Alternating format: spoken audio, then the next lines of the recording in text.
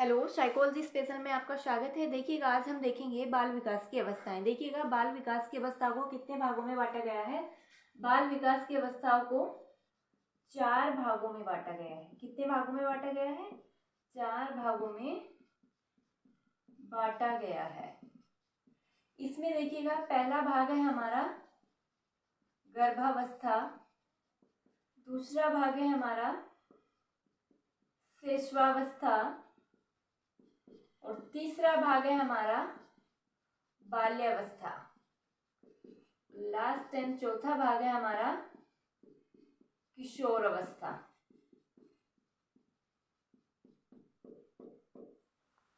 देखिएगा, एक बार नहीं कई बार रिपीट हुआ क्वेश्चन है कि बाल विकास की अवस्था को कितने भागों में बांटा गया है। यहाँ देखिएगा, हम ध्यान देंगे, यहाँ हमसे विकास की अवस्था को उसने नहीं पूछा है, हमसे उसने पूछा है बाल विकास की अवस्थाओं को मुख्यतः कितने भागों में बांटा गया है।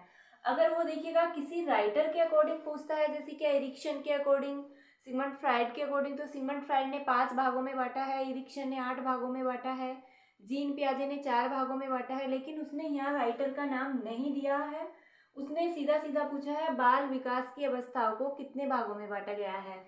तो हमारा आंसर क्या होगा? 4 भागों में बांटा गया है। जिसमें क्या देखिएगा, पहली अवस्था है हमारी गर्भावस्था, दूसरी अवस्था है हमारी शैशवावस्था, तीसरी अवस्था है हमारी बाल्यावस्था और चौथी अवस्था है हमारी किशोर अवस्था। अब देखिएगा, हम इन चारों को अलग अलग क्रम से पढ़ेंगे। देखिएगा, पहले पढ़ लेते हैं हम गर्भावस्था के बारे में।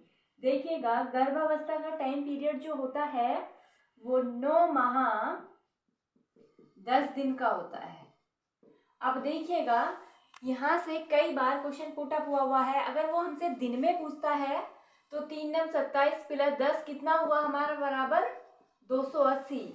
अगर आंसर में ऑब्जेक्टिव में वो डे में दिया हुआ होता है तो हमारा आंसर किस पे जाएगा? 280 पे सही जाएगा। अगर उसने ओनली माह पूछा होता है, 8 माह, 7 माह, 12 माह, 11 माह, तो हमारा आंसर किस पे सही जाएगा? 9 माह पे सही जाएगा। कभी कभी देखिएगा, वो माह और दिन दोनों दे देता है। जैसे क्या ऑप्शन में अलग अलग देगा, यहाँ पे 9 माह 15 दिन, 9 माह 20 दिन, 9 माह 11 दिन, या कुछ भी दे देगा। तो उसमें हमारा सही आंसर क्या जाएगा? 9 माह 10 दिन। ये क्या हुआ? हमारा गर्भ अवस्था का टाइम पीरियड हुआ। अब देखिएगा, ये बात हमारी यहाँ पे क्लियर हुई। इसके आगे आती है हमारी शैशवावस्था। अब शैशवावस्था को पढ़ लेते हैं। देखिएगा, शैशवावस्था कब से कब तक मानी जाती है? जन्म से लेकर 5 वर्ष तक। जन्म से लेकर 5 वर्ष तक इन्फेंसी एज जो होती है हमारी, जन्म से लेकर 5 वर्ष तक मानी जाती है। अब देखिएगा, इसमें आपने कहीं कहीं पर 14 दिन भी पढ़ा होगा शैशवावस्था का टाइम पीरियड, 2 साल भी पढ़ा होगा और 3 साल से लेकर 5 साल भी पढ़ा होगा। अब हम इस बात को क्लियर कर लेते हैं कि वो कैसे कैसे दिया हुआ होता है। देखिएगा, जहाँ पर 14 दिन लिखा हुआ होता है वो हमारी पूर्व शैशवावस्था कहलाती है। शैशवावस्था कहलाती है।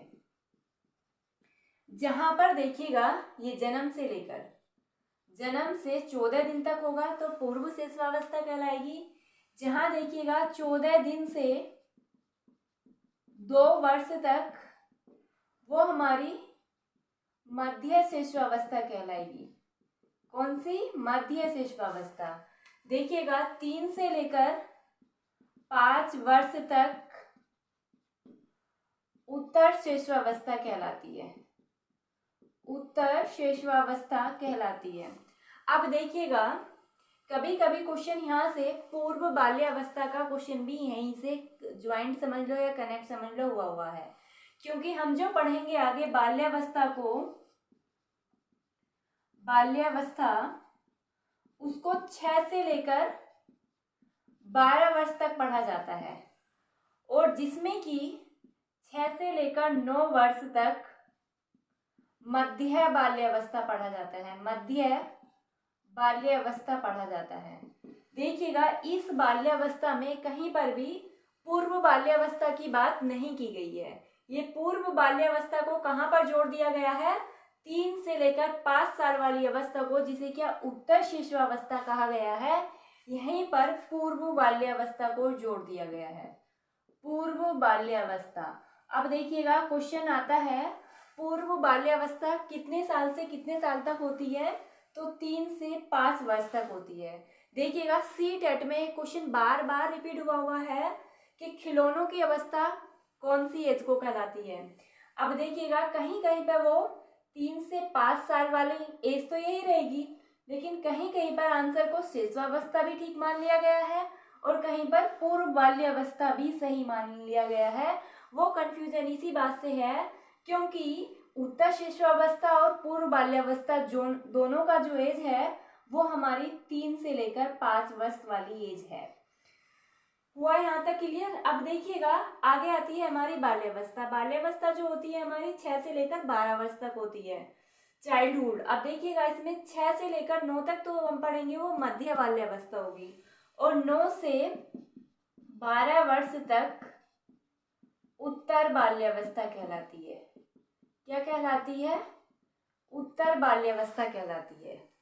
अब देखिएगा इसके बाद आती है हमारी किशोर अवस्था। किशोर अवस्था में देखिएगा किशोर अवस्था का टाइम पीरियड कितना होता है? 13 से लेकर 18 वर्ष तक। अब 18 वर्ष में देखिएगा 13 से लेकर 14 वर्ष तक पूर्व किशोर अवस्था कहलाती है,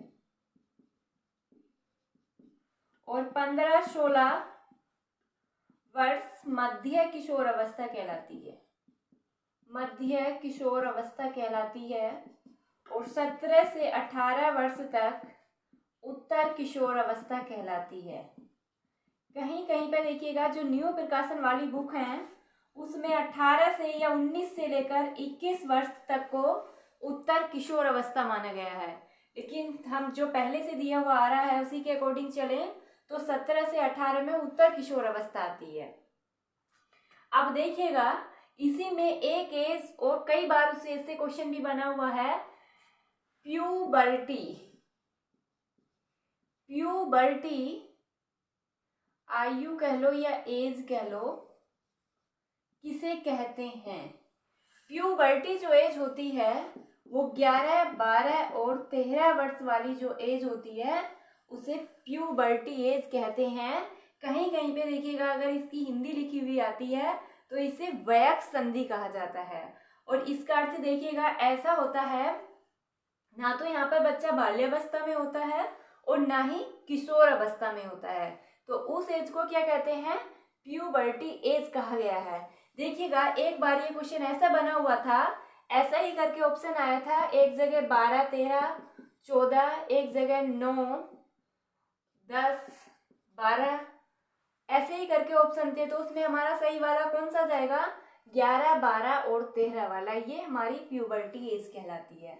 अब देखिएगा इसमें क्वेश्चन कहाँ कहाँ से बनता है। सबसे पहले वाला क्वेश्चन ये देख लीजिएगा, और कई बार रिपीट हुआ क्वेश्चन है कि बाल विकास की अवस्था को कितने भागों में बांटा गया है। तो बाल विकास की अवस्था को कितने भागों में बांटा गया है? 4 भागों में बांटा गया है।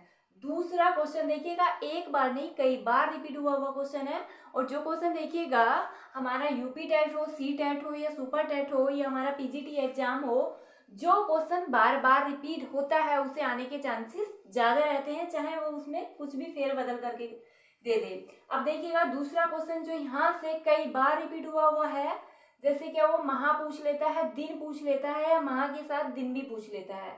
एक बार नहीं कई बार रिपीट हुआ क्वेश्चन है। अब देखिएगा वो शेषवावस्था की पूर्व शेषवावस्था पूछ सकता है, मध्य शेषवावस्था पूछ सकता है, या उत्तर शेषवावस्था पूछ सकता है, या पूर्व बाल्यावस्था पूछ सकता है। इसलिए देखिएगा ये सारा हमें क्लियर होना चाहिए। इसके बाद तीसरी अवस्था आती है हमारी बाल्यावस्था, जो कि हमारी 6 से लेकर 12 वर्ष तक की होती है, और जिसमें मध्य बाल्यावस्था 6 से 9 वर्ष की होती है और उत्तर बाल्यावस्था 9 से 12 वर्ष की होती है। इसके बाद आती है हमारी किशोर अवस्था। किशोर अवस्था 13 से 18 वर्ष तक की होती है, और जिसमें क्या पूर्व किशोर अवस्था को 13 से 14 वर्ष में रखा गया है, और मध्य को 15 से 16 में रखा गया है, और उत्तर को 17 से 18 वर्ष में रखा गया है। देखिएगा इसके आगे नेक्स्ट वीडियो में जो हम करेंगे वो सारी अवस्थाओं के बारे में जानेंगे कि गर्भावस्था में बच्चे का क्या क्या मानसिक और शारीरिक डेवलपमेंट होता है, शिशुअवस्था में क्या फिजिकल और मेंटल डेवलपमेंट होता है, बाल्यावस्था में क्या होता है और किशोरावस्था में क्या होता है। और देखिएगा इन अवस्थाओं से सबसे ज्यादा क्वेश्चन बनता है, इससे भी बनता है। देखिएगा इससे बार बार जो रिपीट हुआ हुआ क्वेश्चन है, ऐसी कोई सी भी ये लाइन लिखी हुई नहीं है जिससे कि आपका क्वेश्चन नहीं बना हुआ हो। और हमारी नेक्स्ट वीडियो जो होगी उसमें भी ऐसा ही होगा, ऐसा कोई भी शब्द नहीं होगा जिससे कि क्वेश्चन नहीं बना हुआ हो। इसलिए देखिएगा सारी वीडियो को देखिएगा और आगे शेयर कीजिएगा, लाइक कीजिएगा और चैनल को सब्सक्राइब कीजिएगा। थैंक यू, आज के लिए इतना ही।